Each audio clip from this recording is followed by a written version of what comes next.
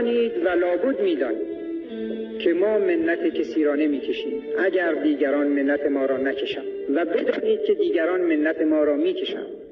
وقتی که عمر هر کدام از ما تمام بشود، تنها چیزی که از این مملکت و از این دنیا میبریم، اونم نمیبریم، تنها سهمی که به ما میرسه یه مش خاکی است که در اونجا دفن میشه.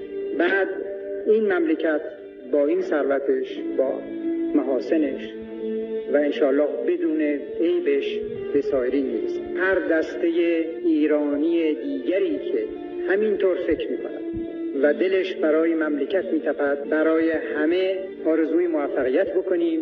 مسابقه‌ای باشد، مسابقه لیاقت، مسابقه خدمت به مملکت، مسابقه فداکاری، که بالاخره در میان این مسابقه بین این همه جمعیت نتایجش